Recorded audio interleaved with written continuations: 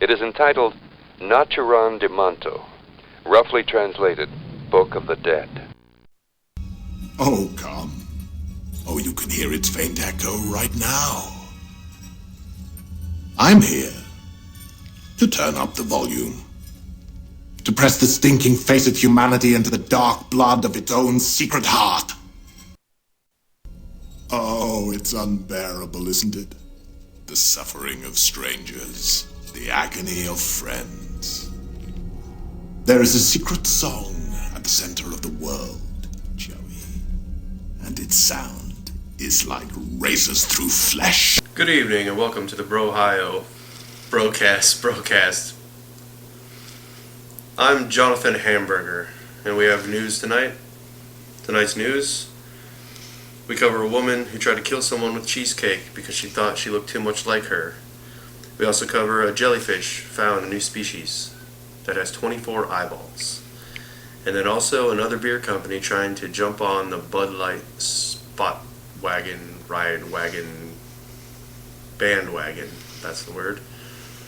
Keith, to you. Before we get too far into it, hey y'all, I'm Frank.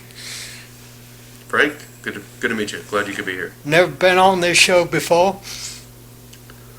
Glad you could be here. Frank, have you heard about this news story? I haven't. I don't watch television. Well, the news story is a woman tried to kill someone with cheesecake because she looked just like her. That's it. Next story: jellyfish, China. Square jellyfish. A really rare jellyfish, new species, has 24 eyeballs. I like to watch television. I just can't afford one. I'm just a simple, hard-working man, but I spend my money on them working ladies. Well, that's inappropriate for this type of broadcast. So now we're going to move on to the next news story. The champagne of beers, a bunch of them in Belgium, were crushed, ordered up to be smashed and gotten rid of.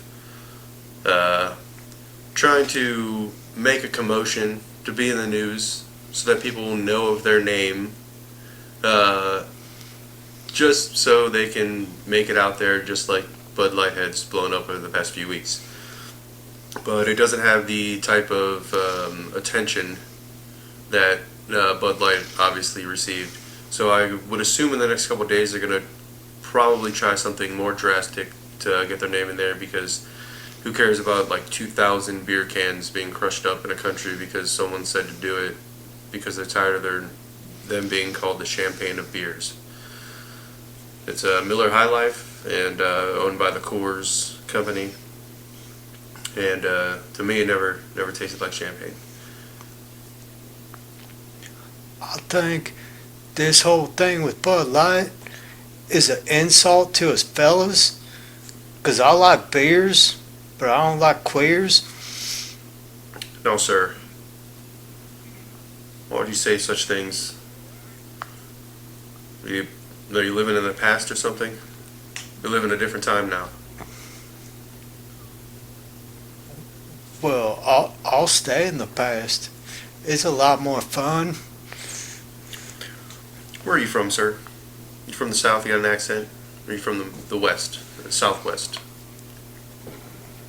Sound a little Alabama, Georgia-ish. I'm from Georgia. Georgia. And I would assume, like you said, you're a hard-working man. You work with your hands. I do. I work hard to make houses look good. You do remodeling. I don't. Do you do repairs or siding or? It's kind of repairs, but them ladders sure do get it to me. I run out of breath on them things. Oh, so you're on a ladder a lot. So you do roofing, make house look good. I used to do roofing, but I don't do that no more. Oh, I see. So you mentioned before about the ladies of the evening. I would assume that in Georgia they'd be a little hard to find, and the ones that you would find probably aren't so attractive. Would you care to elaborate? Most of them are unattractive. Where I'm from, you gotta look for the brown ones. Sir, you know I'm saying that here. You mean Native Americans or the Latinos? I don't mean colored folk. I just mean the brown ones. What, dirty? I mean, sometimes they are, but their skin's darker than ours. But they're not blacks. Mexicans? Almost. Almost. Well, sir, I think a lot of people are going to be highly insulted by your comments this evening. Well, I'm not here to offend anybody. I'm here to offend everybody. Well, it's quite a statement, sir. It's quite a statement. So now that most people are offended, most of them being either brown or white, we can move on to the next topic. Are you married, sir? No, Children, sir? no, I had one kid, but he died. I'm terribly sorry to hear that. No, it's all right. He died in a similar way to Eric Clapton's kid, for inspiration.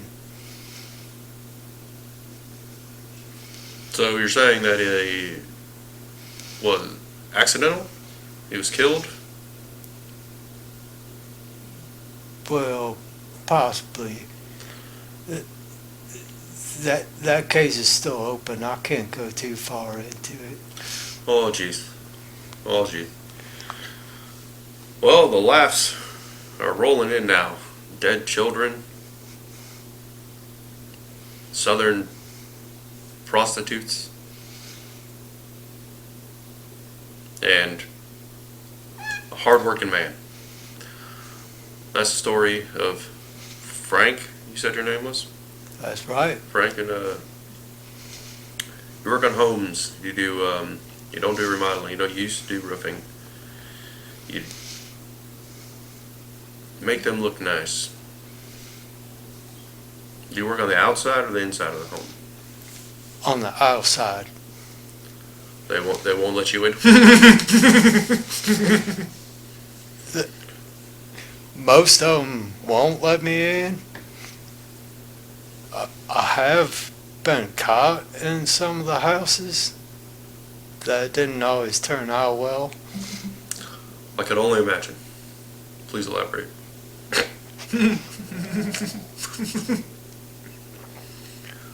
Well, sometimes I gotta use the phone or the bathroom, but you know how that is when they come home and just find you in their home.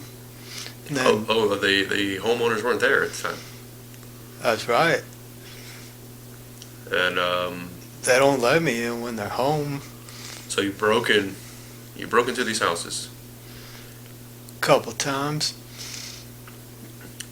So you're outside working. Do you do landscaping? No, I work on the home. So you don't do roofing. You don't do remodeling. You work outside. You work on the home. Make it look nice. Do you brick and mortar? Is it new homes? Old homes? Mostly old homes, but there in Georgia, there's not very many new homes.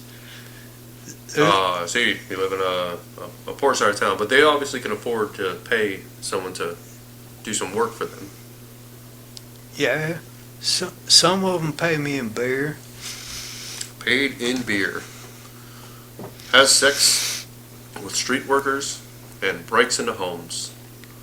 This is Frank we have with us today. Quite an interesting an interview of this Southern man. Why would you break into homes? Is there any, just to go to you said the bathroom? Sometimes I look for food. Oh, food, okay. Because they pay you in beer. So you don't make a whole lot. How long would a job take you?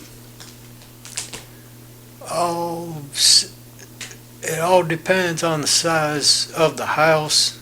Could take me a couple days. Most jobs I can knock out in about 1 day.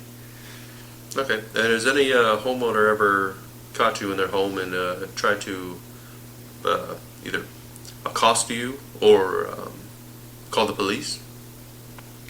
No, usually they threaten to shoot me. Oh, the South. Yes, sir. Had one incident where the guy caught me in there and he fucked me. Whoa! Please refrain from such language, sir. So for the viewer, we're gonna cut that out. We're gonna be back. So Sir Frank, who wants to stay anonymous and hasn't given us his last name and won't tell us what he does for a living, except for work on homes, said that he was sexually assaulted because he broke into someone's home. And this I would assume was another male. That's right. And what did you do to return? I'm sure you wouldn't Southern manage yourself would either retaliate or I'm sure you were kicked off the job site. Well, I left willingly, and then I went to the bar and I hired some people to take care of it for me. And Take care. What are you saying right now? You're live. We're broadcasting. Take care of it. Are you saying you had someone? I wasn't there. I don't know what they did to the fellow. I just know he disappeared. He's gone now. Well, you're hearing it live here, folks. You were sexually assaulted, and then you paid some fellows to take care of it. Once again, we're sorry. We're sorry for this these traumatic or triggering words that might affect some of our sensitive viewers out there. So if you would please stick with us, we're doing this in-depth interview just to get to the bottom of it and let people know what it's like out in the real world. Thank you for coming to the Brocaio. Excuse me. The broadcast, and we will be right back. And welcome again, ladies and gentlemen, to the broadcast. We are here again with Frank, the home worksman. He's already divulged some very interesting details about his life, and we're going to continue along with that. So you had mentioned before we had to take a break that you had been caught in a house of one of your employers and was sexually. I've been caught in several houses. The most recent one, the guy caught me with his wife's dress on, and I was beaten off. Oh, jeez. Excuse me, sir. How can we put this? He was dressed in the wife's clothing in his room, and was performing an act upon himself. And so, what happened after you were caught? I was stroking my dick. And you were found out? You gotta stop saying these swear words. Alright, and we're back again. So he was caught in a home in his wife's clothing and pleasuring himself. And the homeowner, he walked in, caught me, and he said, "What the fuck you doing in my house or in my dead wife's dress?" Oh, I got you. You gotta tell me. She's gonna be fucking dead. You can't say this shit on the air. And we're back again. So we're gonna. Oh man. Well, getting really heavy in here. He's at a home in a dress and was caught by the homeowner pleasing himself. The homeowner's widow clothing he was wearing. She was in fact deceased. Say yes. Just say yes or no. Yeah, yes. Okay. Yes. She was in fact deceased. I didn't know that at the time. Well, of course, I would hope not. Just okay. So, any other times where it turned out good, or were they all bad? Oh, they were usually all bad. Most of them was just me looking in the window at children. Oh, Jesus Christ! I never said this was going to be a clean interview. Well, sir. Are you a pedophile? You had just admitted on a show that's broadcasted across the internet that you were looking in a window at children. But, well, no. Why were you looking at these children? Because sometimes I just like it. Like what? Like what? What do you like about it?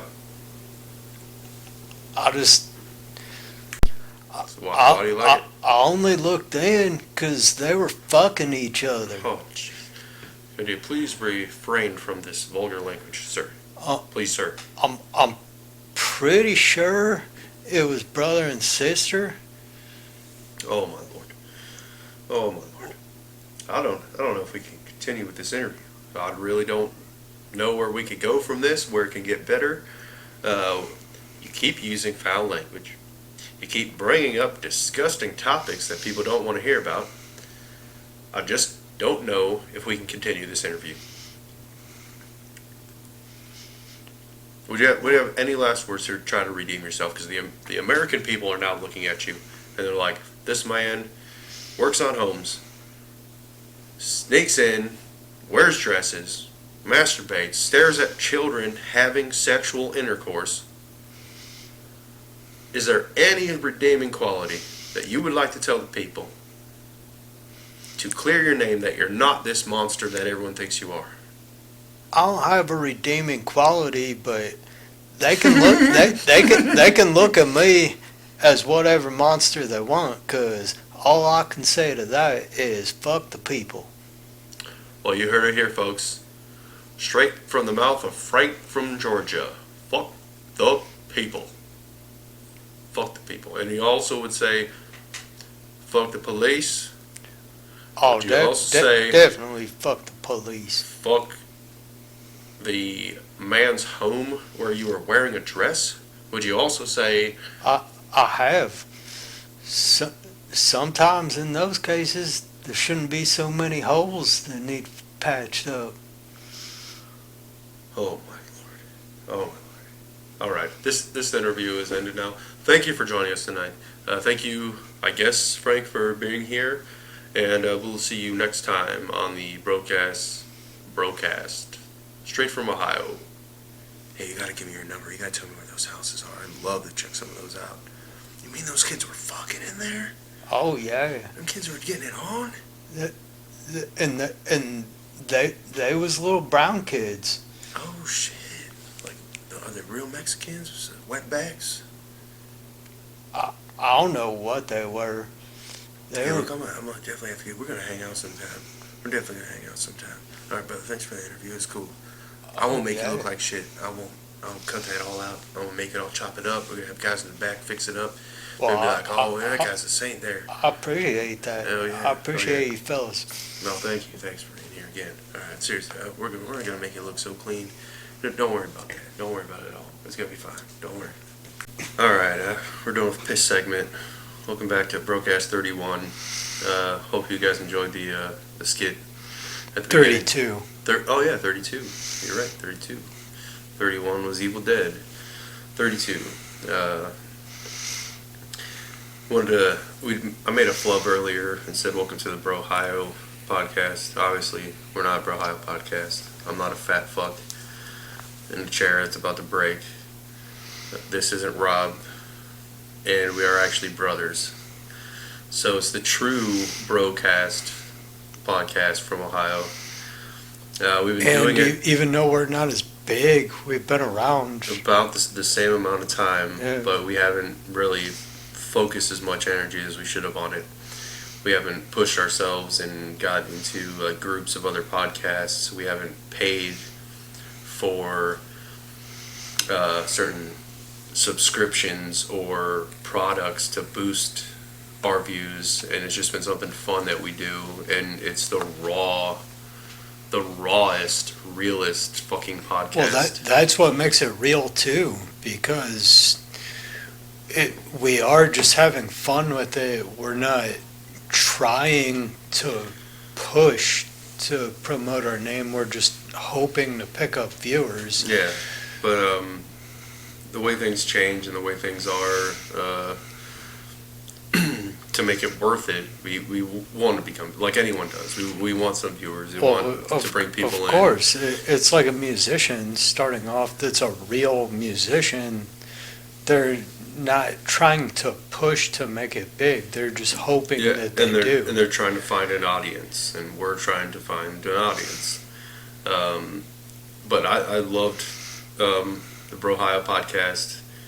I first heard it, I jumped in somewhere in there, just came up on Spotify, and laughed my ass off. The dudes are fucking funny as shit, and I was like, damn, like, we do this, like, so there is an audience for this, Right. like there is an audience for this type of dirty, raw humor. I still like listening and following on Brohio, but what turns me off of it is that Nick is fucking phony. He's a phony fucking dude. Like, I found it funny enough to keep listening and keep going and understand that, okay, yeah, they do edit themselves. Like, I could tell they want to go somewhere with the joke and would stop themselves from doing it, knowing that they might lose people from listening. And that type of hindrance of comedy is, I get why, because they want to stay where they are, they want to keep doing what they're doing with the audience they have. But that hindrance of comedy, there's so many jokes that are missed out on that are still funny, even to the offended people. They'd be like, okay, that is funny, but I'm offended. But everyone's so offended by anything now, it doesn't matter. So I think the difference... That's the thing too, because I feel like there's times when some of their jokes need to drag on longer to make it that much more funny. Yeah. It'd be even funnier if they went to that extent. And I get not doing that all the time, but they have certain jokes where I get the feel like it needs to, like they need. And to be fair, we'll only listen on Spotify. So on Patreon, they might have raw, crazy, Oh, absolutely. edited stuff that I haven't heard. And I'm just being fair and honest, but the way that it played out for me these past 2 months is this type of blue-collar, working-class dudes, regular guys, and I totally get that vibe from Rob. But Nick complains about shit that a rich person would complain about. And when he mentions, like, oh, how much this equipment costs, or, oh, I don't have money for this, and then brags about his home security system, and then brags about, you know, his vacations, and then talks about the podcasters that helped them grow. And I get they have good, solid content, and who are we to bash them because we fuck around? I mean, they built something themselves that is great, but there is a distinct, like you said, phoniness kind of coming from Nick, where it feels like, okay, dude, we know where you could go with this, and it could be a brutal-ass, hilarious joke, but that's our style of humor. So once again, but we know that is his as well, and he's But holding back. That's what I meant by him, like, being a funny person. It's not a personal jab against him. It's exactly what you were saying with how he's the one opposed to Rob, who seems realistic. He's the one complaining about money, but then in that same episode, he'll brag about how much he just spent on something. Yeah, and like I get it. Like I'm trying to put myself in other people's shoes, and if I was him, I wouldn't be trying to. He wants to pander to the American working class, the blue collar dudes, everyone that's around him, everyone that listens to him. But he grew up with money, so he doesn't know what it's like to not. And he says, "Oh, remember doing this and struggling and like having problems doing this." Dude bought his first house at 18. Bought a house at 18. To the rest of the working class in America, that is unheard of. You can't fucking do that. There's no way you could do that. So what, you started working at 16 and saved enough money in 2 years to actually buy a house? Okay, you definitely benefited more than a lot of other people can. And I'm not bashing anyone for that. Good for you. If I could have done that, I would have done the same fucking thing. Well, yeah. But what I'm saying is you put on this persona of just being like, a regular ass dude. I think it's more of this attention needing type of attitude, which is why he does it, which is why I do this. Like, I don't really crave the attention, but I'm like to perform. I like to fucking sing, and I like to be in front of an audience, and I like to just laugh and joke around about every fucking thing. And so I figured it would be a great opportunity for us to do a podcast, because we're always like fucking around, joking and laughing about shit. Why not try to record it and see what happens? And I know we're not for everybody. I know probably 50 to 60% of Brohio's audience would not enjoy the type of shit that we do, because it is just brutally honest, it's raw, and it's broke ass. Like, we are doing this in a room on a budget because we are regular working dudes. We are what they claim to be. On your budget is more like it, because I don't even have a budget. Yeah, it's paycheck to paycheck. And what's funny is all this shit was bought on credit, because I couldn't fucking go out and really pay for it, and I'm making payments on everything. I mean, this fucking laptop's not paid off. About to pay off these fucking microphones, which is also a new setup, so I'm hoping the audio is better for this. But we want to make something that's enjoyable to listen to, and ranting and raving about someone else sometimes puts people off, but also the honesty of it is what can draw people to us. Being completely upfront about it. We've talked about shit in our lives that no one would fucking say on a podcast, especially Nick and Rob. They talk about shit that happened to them, funny quips and jokes about certain things in their life, but never the dark side of their lives. Right. And we talk about the brutalest shit that's ever happened to us. And some of the podcasts I'm going to revisit, and some of the stuff that we had brought up deserves being re-brought up again. One, for the shitty audio that was on a bunch of the podcasts, and two, for the story itself, for people that haven't heard it before, that are just listening now, hearing it, and they'll be like, holy fuck, like, this is insane. So if you can bear some of the shitty audio we had in the past, definitely check out YouTube. Everything's on there except for 3 episodes that got pulled by YouTube. One for shocking humor and using a shock value for humor, which is fucking ridiculous, because we said way worse shit than that. Yeah. and two, to try to like get a background on us. But we're in the process of putting a lot of this stuff up on Spotify now, and I'm not doing it to compete with those guys. They have their market, their demo, the people that like them, but there is room. I mean, yeah, you listen to an hour podcast of them, you still have a lot of hours in the day, so there's plenty of room to throw us on your playlist. Well, check us out. even with Nick, I'm not saying anything like to bash him, but you can make that same humor and be funny without being phony. You can be realistic about it, which could give you even more funny content. Which also, too, it plays in because he says all the time, I'm Nickalicious, and he says my wife loves me, she hates Nickalicious.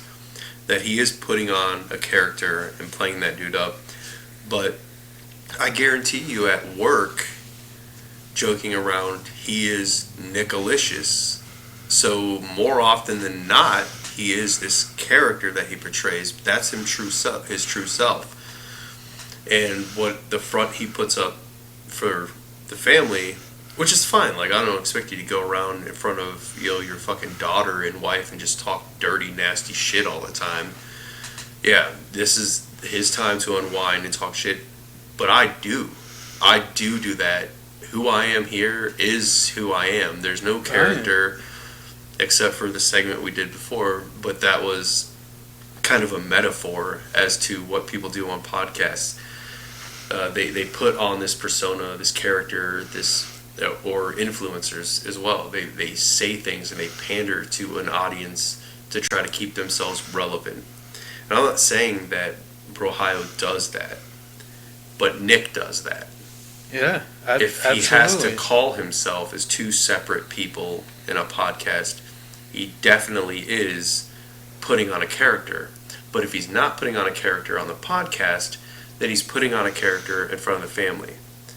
And I'm just for all straight up front, complete honesty. Yeah. And I think they're fine. They'll do fine. They're completely fine. And I can't bash them for what they created and what they've done. All I'm saying is, if you enjoy that type of thing, but you want something more real, more raw, and more unfiltered. There's a lot of comics that do that as well. Oh, but look. Well, cancel culture made them that way.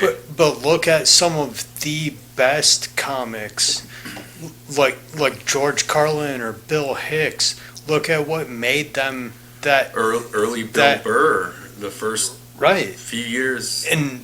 But they made it to that point because they were real. Yeah. And speaking of Bill Burr, I've yet to see a comment about Anthony being thrown out of the cellar in New York from Bill Burr. I've seen a couple dumb tweets by Club Soda Kenny about it, but have yet to see Bill actually come out and say anything at all. Everything references it was the security guy, Club Soda Kenny, who threw him out. Bill Burr had nothing to do with it other than going to Club Soda Kenny and telling him, hey, get this guy out of here. Well, it wasn't even that. It was, he sat there and he said, no, I'm not talking to you, get away from me. And then Club Soda Kenny was already right there and came in and said, no, you need to go, get out of here. So Bill Burr really didn't have to do anything or say anything, but he also hasn't come out and explained, like, look, I don't want to talk to this dude. He's just completely ignoring everything that's happened.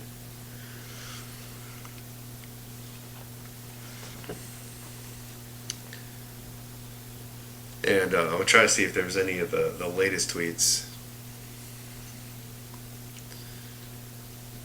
That's because, too, with the way this society's become, Bill Burr is another one who started off realistic, and he's a phony fucking dude now, too.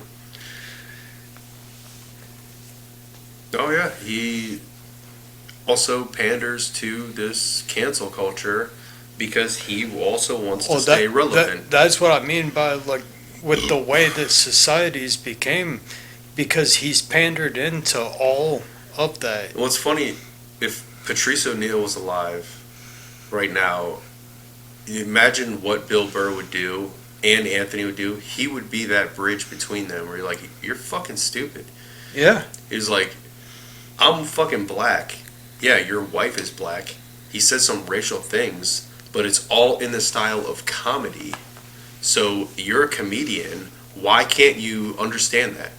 Why couldn't you understand that? Yes, you feel personally insulted, but how many people felt personally insulted by the things you said 10 years ago? Well, part of that too, Bill Burr tried to attack Anthony over comments that were made toward Bill Burr's wife that weren't personally made by Anthony. They were made by fans. Yeah. And he didn't go on and start bashing or calling out the fans who made the comments. He started bashing Anthony over comments that were made by fans. How much fucking sense does that even make? Okay, Anthony had some shit where he got in some trouble for some potentially racial shit that he said,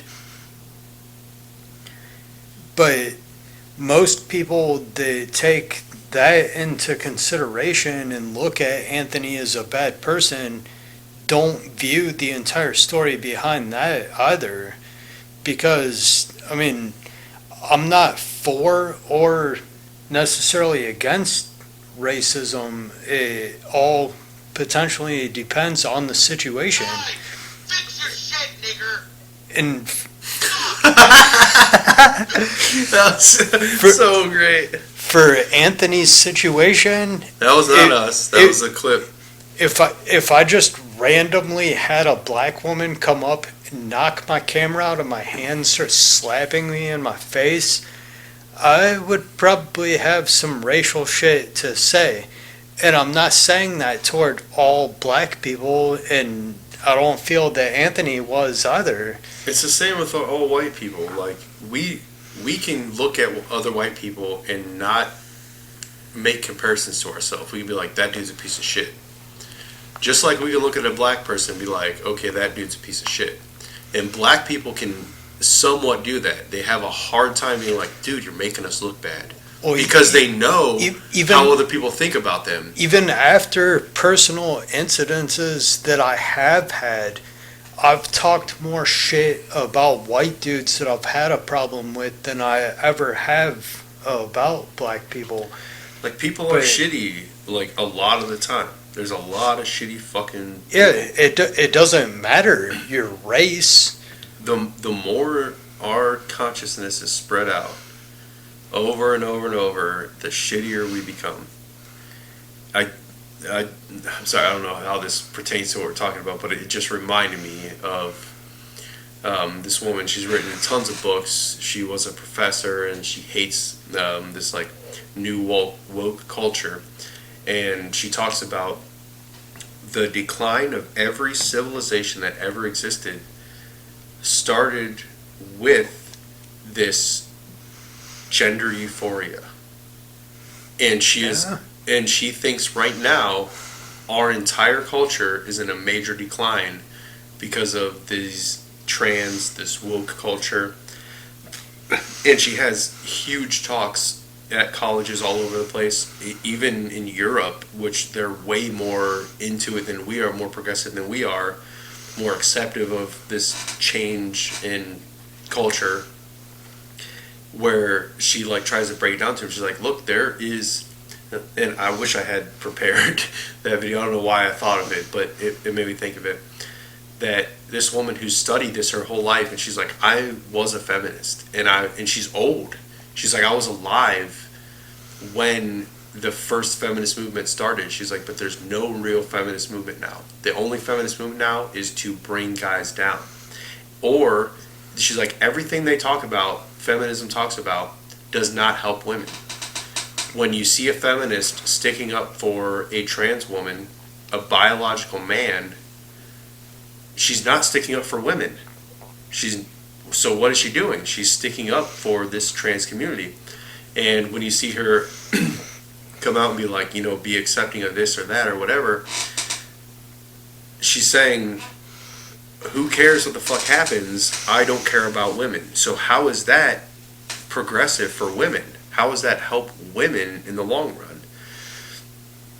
And I wish I knew her name. She's written books about it, tons of books. She had one book about all the decline of these ancient cultures and what happens in their culture right before the decline. And she said, look at ancient Rome. In ancient Rome, when they were the biggest and prosperous, they had all these statues of gladiators and manly men. At the end of their civilization, they started worshiping these soft, feminized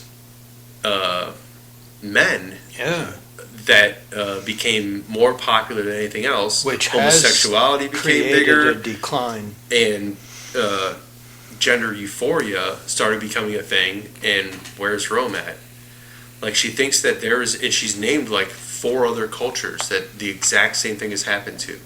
Once you get to a certain point in civilization and you've built this giant fucking economy, this huge global impact on the world,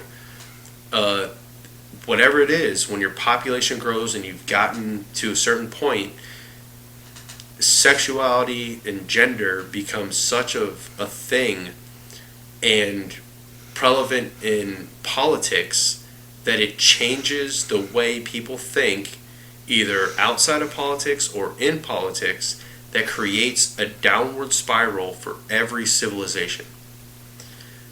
And I'm like, well, I don't know if it's every civilization. I don't know if it happened. No one knows for sure if it was there. But she's done more research than I have. So, like, I'm inclined to believe her. Even considering that, though, look over the past thousands of years before there was all the conversations or arguments over gender, when there only was 2 genders and men were men, and look at where people themselves have progressed and evolved over that time period to now. Yeah, we progressed there, but we progressed over thousands of years of it just being 2 genders and men being men. So are we necessarily going to be able to progress further if we're going to change that now? Yeah, that's very, very true. Like, we can't progress by regressing. To progress, there's this line, to give rights to someone by taking away rights from someone else isn't progression. And if you're giving rights to a transgender community, you are taking away some rights from women. When you have, and there was I just seen it, some huge sports industry said they're no longer allowing any trans people to compete in women's sports. And I think it might have been Canada, which they're more progressive too than we are. Like, they're super liberal.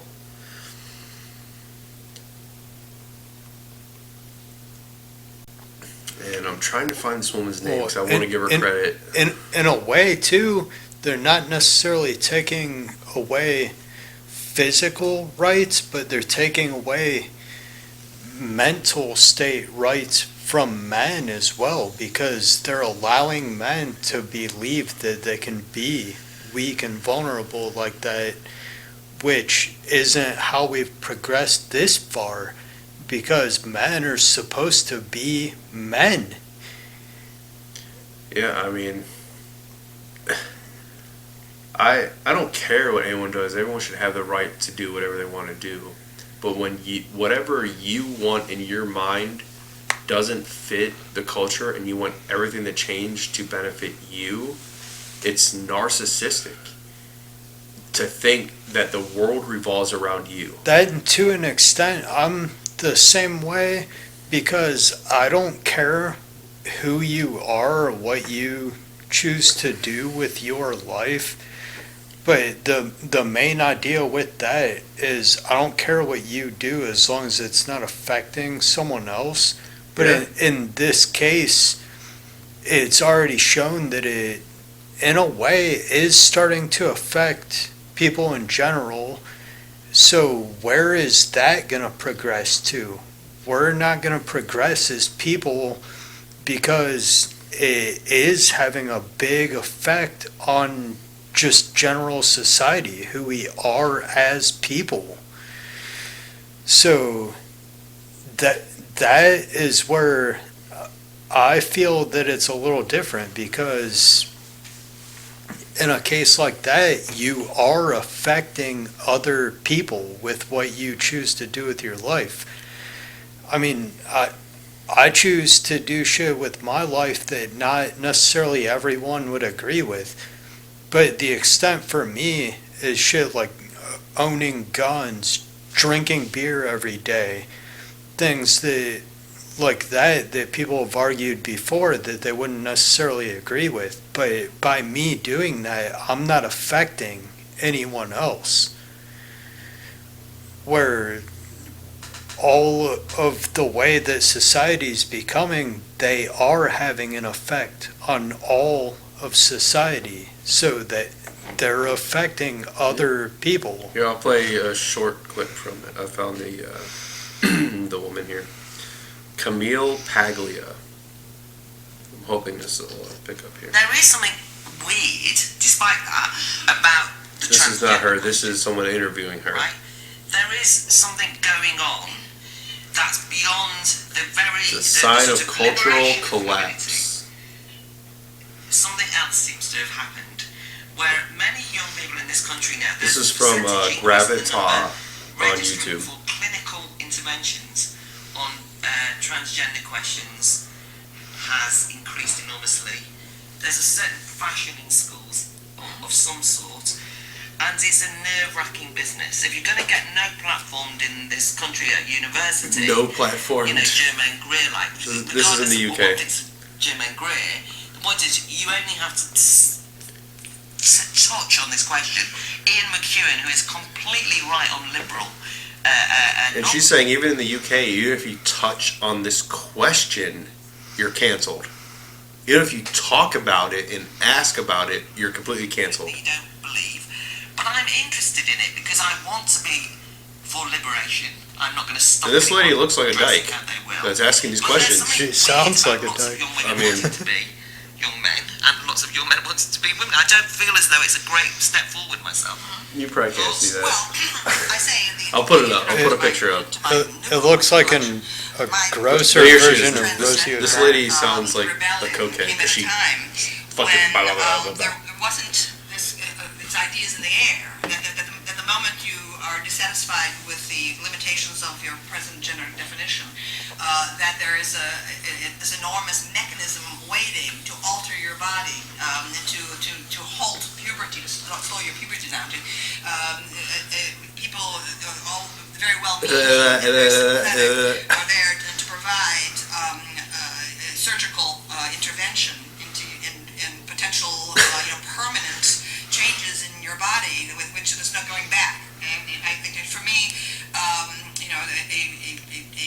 a sex change like she operation, cannot think as fast as she opens wants to one talk. door, but Yeah. closes many others.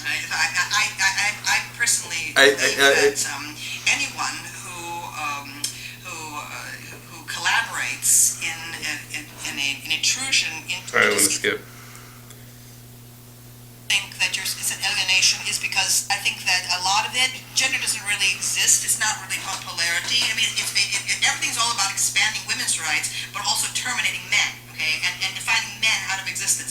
Masculinity is by definition toxic. Okay? Masculinity doesn't exist. You see, this is the proof of it. Now, I began all my studies, my book Sexual Personae began as a dissertation at Yale graduate school on androgyny. I've always been fascinated, attracted to to the subject of androgyny, and that's what the sexual persona is. I explored it in history, but the more I explored it, I realized that that historically, the movement toward androgyny occurs in late phases of culture. Okay, as a civilization is starting to unravel. Okay, and that you can find it again and again and again through history in the Greek art. Okay, you can see it happening. All of a sudden, okay, there's a kind of the sculptures of handsome nude young men athletes that used to be very robust. Okay, in the archaic period, suddenly begin to seem like wet noodles. Okay, toward the end. Okay, and that the people who live in such periods of late phases, fucking Colin Quinn.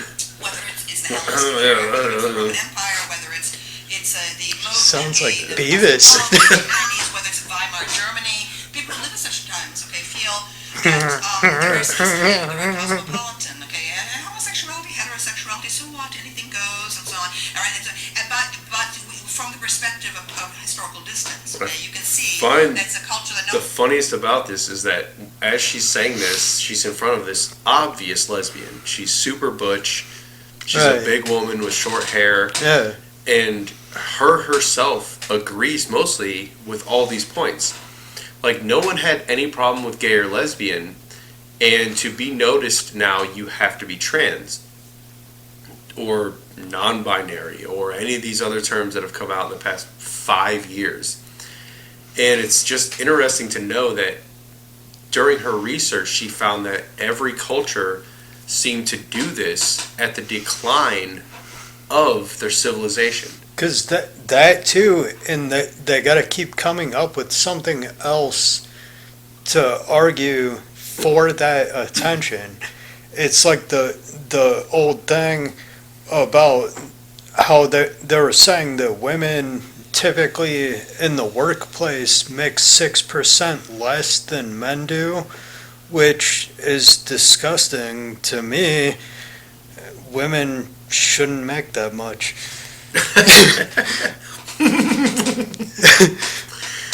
But I think I think it's like I said before, the more we spread the consciousness out around this earth, the thinner that it gets. And to not have an identity or to be mentally unstable makes you come up with these things, and because it's different or something that no one's seen before, they want to be part of it.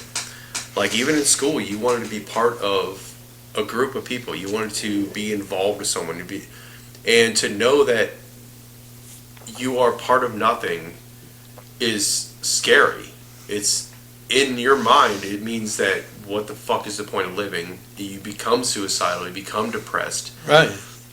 So instead of doing that, you latch on to, okay, well, there's this thing. Okay, yeah, I had gay thoughts before. Oh, I must be gay. Well, gay isn't enough to make you cool anymore. I got to push it further. I got to become part of this group because they're transgender, and now that's the popular thing to do. So that's what I want to be. And I've always been an outcast my whole life. I always felt like I'm supposed to be a woman. So maybe that's the route that I A gay should or go. straight woman?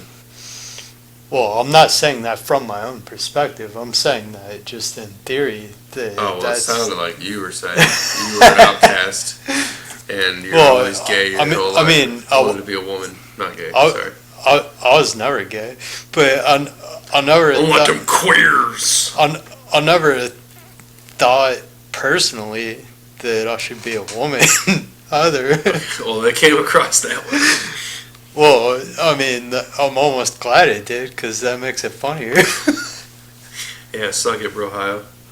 But from the perspective of historical distance, okay, you can see that it's a culture. I mean, that Nick will suck it for sure. And then, Rob and then won't. what you invariably get I'll make Nick suck it. are people who are I'll slap my balls off his four chins. Ugh. On the edges, whether they're the He won't even variables push of the back. Huns, okay, or whether they're the barbarians of ISIS, okay. You see them, starting push to forward. mass on the outsides of the culture, and that's what we have right now.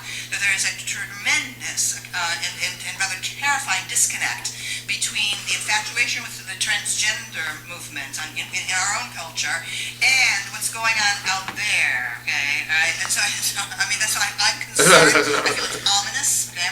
I Ominous? question whether Like, for her the to say that? transgender choice is indeed genuine in every single case. But what concerns me is when well-meaning adults, believe that they're helping people by making it easier some permanent change in the body from which there is no going back.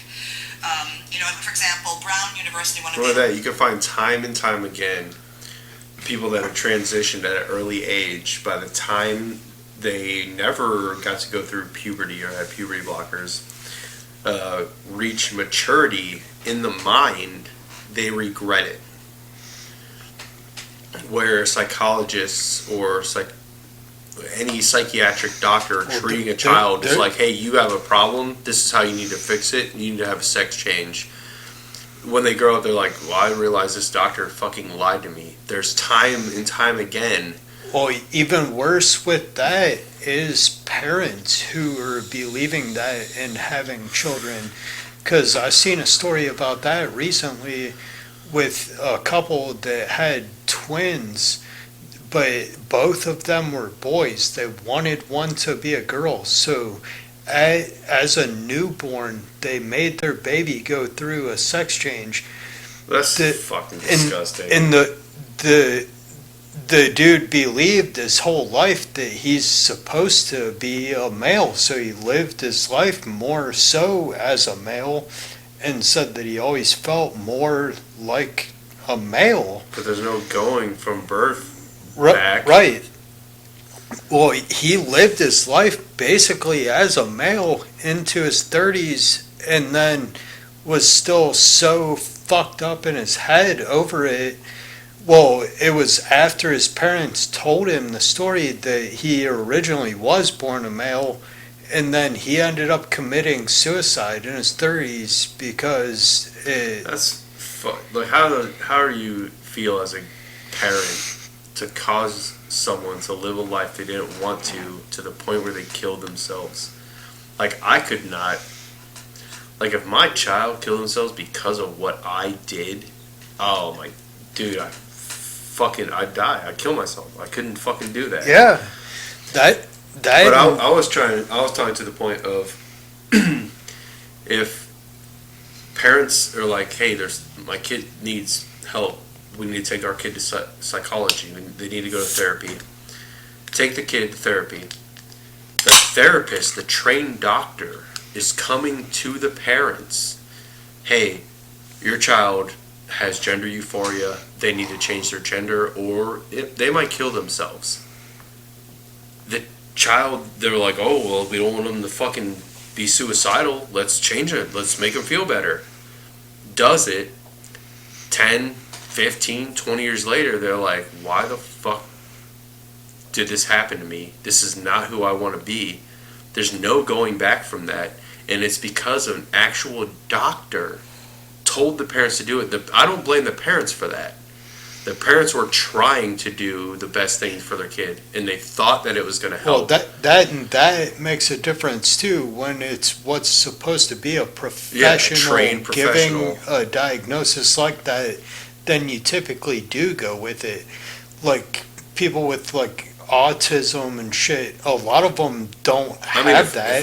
If I went to the doctor and they're like, oh, you tested for diabetes, like here's some medicine, and then it turns out like fucking 2 years later I don't have diabetes and I've been taking this medicine that's fucked me up this whole time, that's a lawsuit. Yeah. So why shouldn't it be if any other psychiatric doctor... That too just plays into like the story even with cancer, how they were saying if your doctor says you have cancer, the first thing you need to do is get a second opinion. That's the first thing. First thing I'm going to do is probably freak the fuck out if I'm told I have cancer. The first thing I need to do is get a second opinion. Okay, and then what if that doctor says that you don't have cancer? Then what? Then you go for another opinion? It's best 2 out of 3? Yeah. It's a crapshoot then. My favorite would be going to see a doctor and he says you had something and you didn't get a second opinion and you believed him, just like these kids go into psychiatric treatment and like, oh, you got gender euphoria. No, maybe you're probably just gay. Yeah. Which, if you're like, gayness, is that a word? I don't know if that's a word. I like it though, gayness.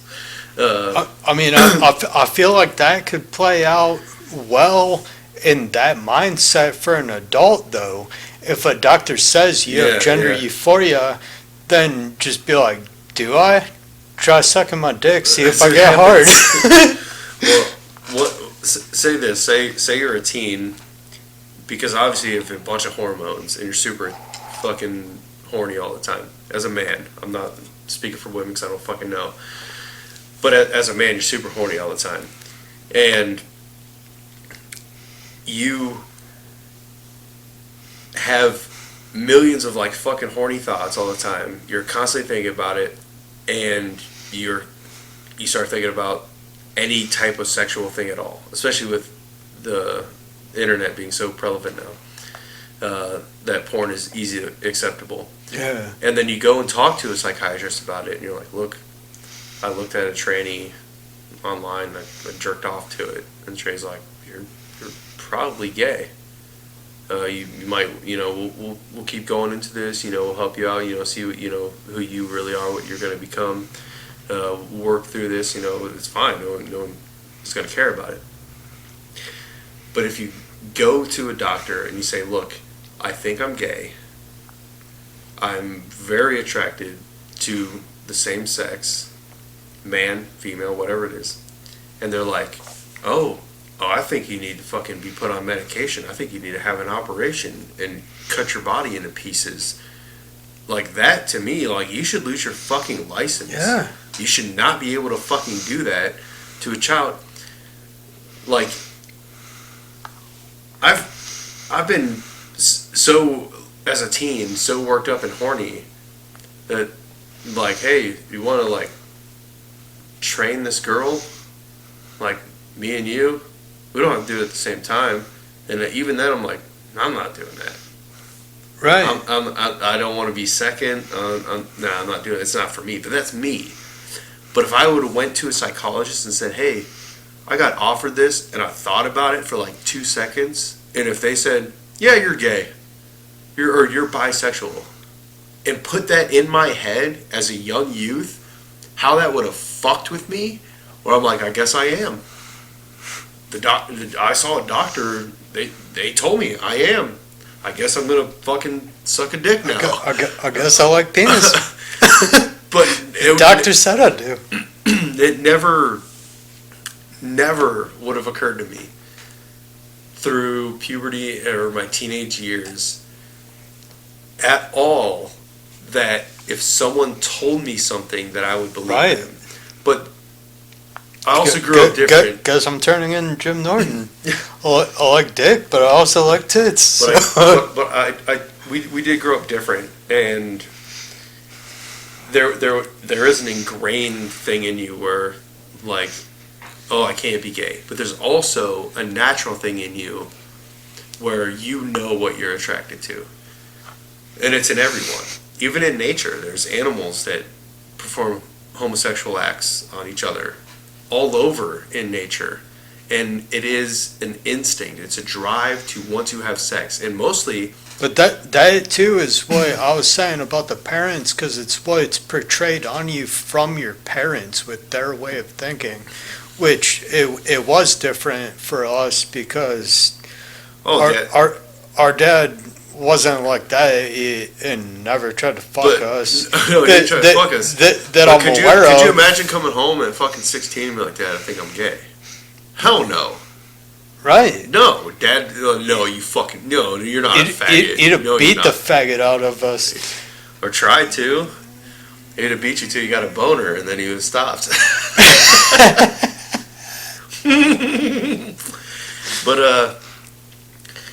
But even though we know of, he never fucked a dude. But also, you didn't which have that. Would be funny to say on here, and then some dude comments, he's like, he fucked me. But also, I shit. didn't have that fear of telling him because I knew that I wasn't. So, like, I didn't have that.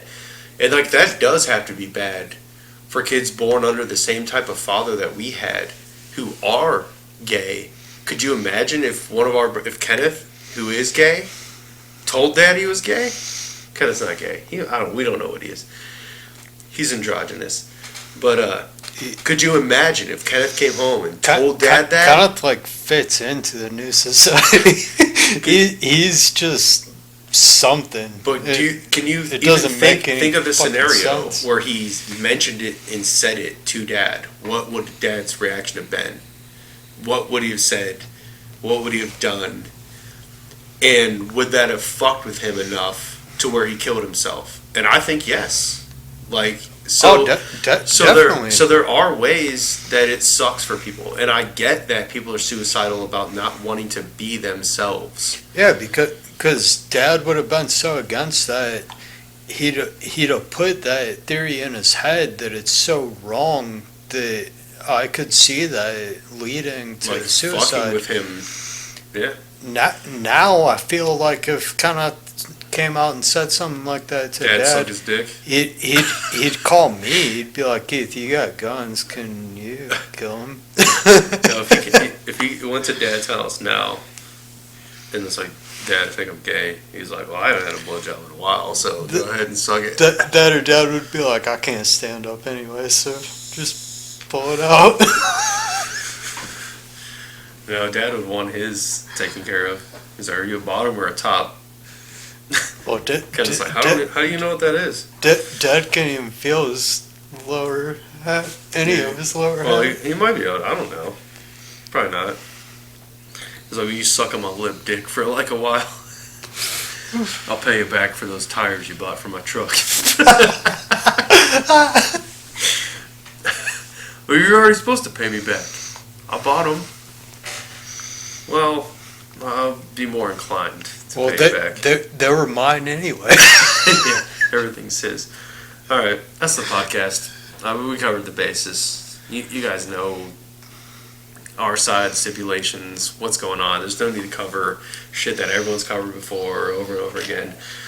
But thanks for listening. Thanks for tuning in. And check out the new episode. Like, subscribe, please. I know everyone fucking says that. Everyone fucking says that. But it does help us. We are two dudes, sometimes three dudes, having sex together. Help the broadcast out. Don't even join the Patreon. Fuck Patreon. We're not doing Patreon. Just fucking boost our views. Just boost our views. Don't pay for it. Don't fucking pay for anything. If you already pay for YouTube, watch our shit. If you already pay for Spotify, listen to our shit. Just help us out so we can keep doing this. We can keep making you laugh. I know there wasn't a bunch of laughs in the episode. It was a really serious episode. But there are also topics that are still funny in a way. I mean, it's hilarious to think of our brother sucking our dad's dick. And it's probably more hilarious to think that he has. or it's probably more hilarious to Kenneth because he imagined it, and less hilarious to our dad who'd beat the shit out of him while he's sucking his dick. Keep going while he's punching him. Faggot. You're so gay. Alright. You're so gay you don't even know how to suck it. Suck it right, faggot. What would I do? Suck it myself, faggot?